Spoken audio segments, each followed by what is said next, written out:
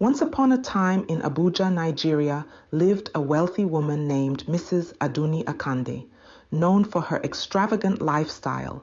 She was equally infamous for her strict, often cruel treatment of her domestic staff. Among them was a young girl named Amina, a quiet and diligent house help, who had recently been brought from a rural village to work for the Akande family. Amina was a slender girl of 16 with deep, expressive eyes that hinted at a story untold. She had grown up in a small, close-knit village surrounded by lush greenery and the warmth of a community that cared for her deeply. The villagers had found her abandoned as a baby and had raised her with love and compassion.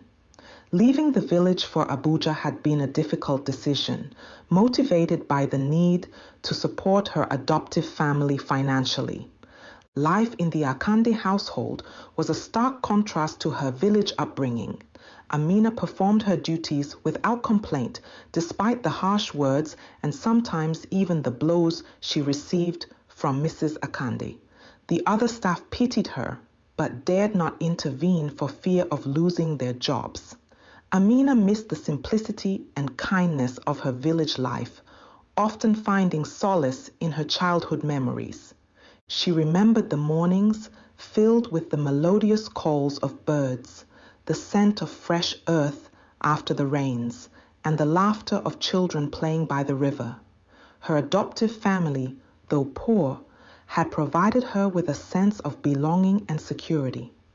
Her adoptive mother, Mama Nkechi, was a kind woman who taught Amina the value of hard work and kindness. The village elders, with their stories and wisdom, had been an integral part of her upbringing. In Abuja, Amina's days were filled with relentless chores in the grand Akande mansion. The house, though luxurious, felt cold and impersonal. She scrubbed floors, polished silver, and tended to the garden, all under the watchful and often critical eye of Mrs. Akande. The other staff members, sensing her distress, showed their support in small ways: a comforting pat on the back, a shared meal, a whispered word of encouragement. These gestures, though small, gave Amina the strength to face each day. One day, as Amina was scrubbing the floors of the grand mansion, she overheard a conversation between Mrs. Akande and a visiting friend, Mrs. Ireti. They were talking about Mrs. Akande's past, a topic rarely discussed. "Do you ever think about that child you left in the bush all those years ago?" Mrs. Ireti asked casually. Mrs. Akande's face hardened. "No, I don't. That was a mistake. A product of youthful recklessness. It's better that way. I have my children now, and I don't need to dwell on the past." Amina's heart skipped a beat. She had always known she was adopted by the villagers who found her, but she had never known the circumstances of her abandonment. Could it be that Mrs. Akande, the very woman who mistreated her daily, was her mother? As days passed, Amina couldn't shake off the thought. She began to piece together snippets of conversations and subtle clues. She recalled times when Mrs. Akande seemed particularly harsh towards her, wondering if there was an unconscious recognition. The more she discovered, the more convinced she became that Mrs. Akande was indeed her biological mother. Despite her suspicions, Amina continued her duties with diligence. The other staff members, sensing her distress, showed their support in small ways. The cook, Bisi, often slipped her extra food. The gardener, Musa, shared stories to lighten her mood. These small acts of kindness created a bond among the staff and gave Amina the strength to confront her suspicions. One evening, a storm raged outside and the power went out. The mansion was plunged into darkness and the staff scrambled to find candles and flashlights. In the chaos, Amina found herself alone with Mrs. Akande in the living room. The dim candlelight cast eerie shadows on the walls, creating an atmosphere ripe for revelations. Gathering her courage, Amina spoke. "Madam, may I ask you something personal?" Mrs. Akande, already irritated by the power outage, snapped, "What is it, girl? Make it quick." Amina took a deep breath. "Did you ever abandon a child in the bush many years ago?" Mrs. Akande's face turned pale. "What nonsense are you talking about? How dare you bring up such a thing?" Tears welled up in Amina's eyes. "I think I might be that child. I was found in the bush by villagers who raised me. They told me I was left there as a baby." For a moment, silence filled the room, punctuated only by the sound of the rain pounding against the windows.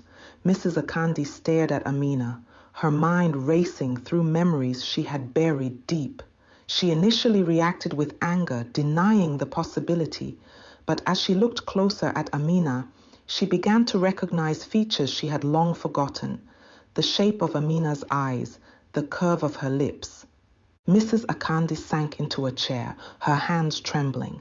"It can't be," she whispered. "It can't be." Amina knelt beside her, desperate for answers. "Please, madam, if there's even a chance, I need to know." Tears streamed down Mrs. Akande's face as the weight of her past sins crashed down on her. "Yes," she admitted, her voice barely audible. "I left a child in the bush. I was young and scared. I thought it was the only way. I didn't want anyone to know." Amina felt a mix of emotions: anger, sadness, and a strange sense of relief. "Why did you treat me so badly?" she asked, her voice breaking. Mrs. Akande looked at Amina, her eyes filled with regret. "I didn't know," she said. "I didn't know you were my daughter. I have been a fool, blinded by my own guilt and shame." From that day on, everything changed in the Akande household. Mrs. Akande, filled with remorse, began treating Amina with kindness and care. She sought forgiveness, not just from Amina, but also from the other staff she had wronged over the years.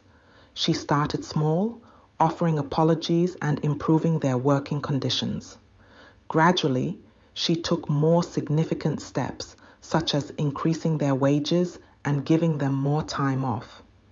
Amina chose to return to the village to reconnect with the people who had raised her with love and compassion. She missed the village, its simplicity, and the warmth of the community. Her return was met with joy and celebration. The villagers welcomed her back with open arms, relieved that she was safe and happy. Amina shared her story with the villagers, explaining her discovery and the changes in Mrs. Akande. They listened with rapt attention, marveling at the twists of fate and the strength of Amina's spirit. Amina decided to split her time between Abuja and the village, maintaining a relationship with Mrs. Akande, who had transformed into a more humble and loving person. Mrs. Akande, determined to make amends, visited the village often. She sought advice from the elders on how to be a better person and mother. She engaged in community work, donating resources and time to improve the lives of the villagers. She began supporting village projects like building a new well and providing scholarships for children to attend school. Amina grappled with her mixed emotions about forgiving Mrs. Akande. She confided in Mama Nkechi and the village elders, who provided wisdom and guidance. They reminded her of the importance of compassion and the possibility of change in people.